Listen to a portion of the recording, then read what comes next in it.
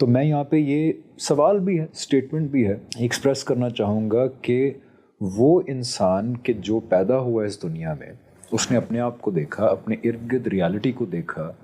سوالات اٹھتے ہیں، ان سوالات کو پوچھا ہی نہیں کبھی. پھر ایکسٹرنلی ایک تو اندر ہدایت موجود ہے، ایکسٹرنلی بھی نبی رسول کی دعوت پہنچی،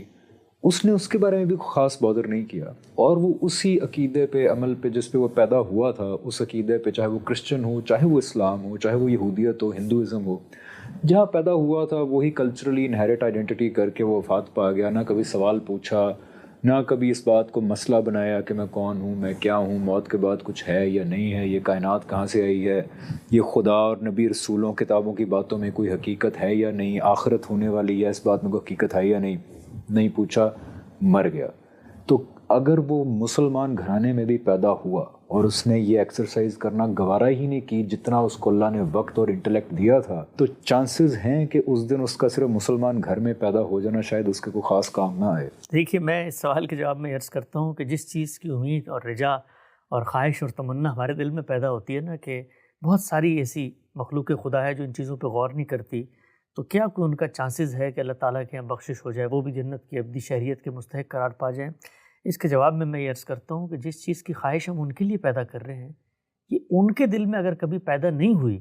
اور خالق نے ان کے ساتھ وہی معاملہ کیا جو ان لوگوں کے ساتھ کرتا ہے جو پوری زندگی اس خواہش کو لے کر لمحہ لمحہ اپنا دامن ان کانٹوں سے بچا کر آگے بڑھتے چلے گئے، تو روئے زمین پہ اس سے بڑی زیادتی کوئی نہیں ہو سکتی. ہم لوگ یہ سوال پوچھتے ہیں مدر ٹریسا جنت میں جائے گی؟ بھائی فلاں ملت تھا، اس نے انسانیت کی بڑی خدمت کی، وہ جنت میں جائے گا؟ بھائی اس نے اگر یہ سب کچھ جنت کے لیے کیا تھا تو پھر تو جنت میں جانے کا سوال پوچھیں آپ مجھ سے،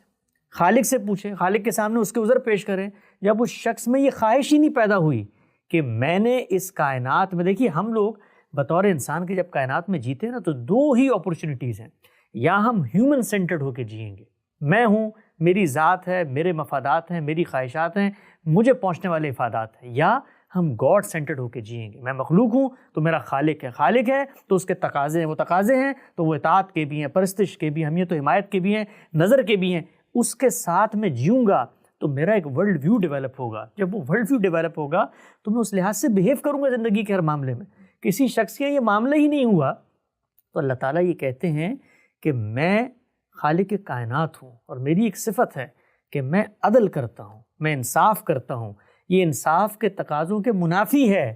کہ ایک شخص جو دنیا میں آیا اور اس نے خالق کو فراموش کر دیا، اور دوسرا شخص جو دنیا میں آیا اور اسی خوف و رجا میں پوری زندگی گزارتا رہا کہ میرا خالق ناراض نہ ہو جائے، ان کو میں برابر کر دوں گا. یہ نہیں ہو سکتا. البتہ اللہ نے یہ بتا دیا ہے کس کا عذر مسموع ہوگا، یہ فیصلہ کرنے کا تمہیں اختیار نہیں ہے، اس کا فیصلہ میں کروں گا. اور تیسری بات، کسی مذہبی شناخت کی بنیاد پر وہ کہتا ہے میں فیصلہ کروں گا ہی نہیں. خود قرآن مجید میں واضح کر دیا اس نے کہ وہ لوگ جو ایمان لائے، یہ مسلمان، یہ جو یہودی ہیں، یہ جو نصارہ ہیں، ہر کوئی یہ کہتا ہے کہ میرے مذہب میں آ جاؤ، بس چھاپ لگا لو تو جنت تمہارے قدموں میں پڑی ہے. میں تمہیں بتاتا ہوں جنت میں جانے کا کرائیٹیریا ہے، اور کرائیٹیریا میرٹ کے اوپر ہے، اور میرٹ کے خلاف میں قیامت میں پیغمبروں کی بات بھی نہیں سنوں گا. وہ بھی کھڑے ہوں گے تو حق اور صفائی اور سچ کی بات کریں گے. بالکل.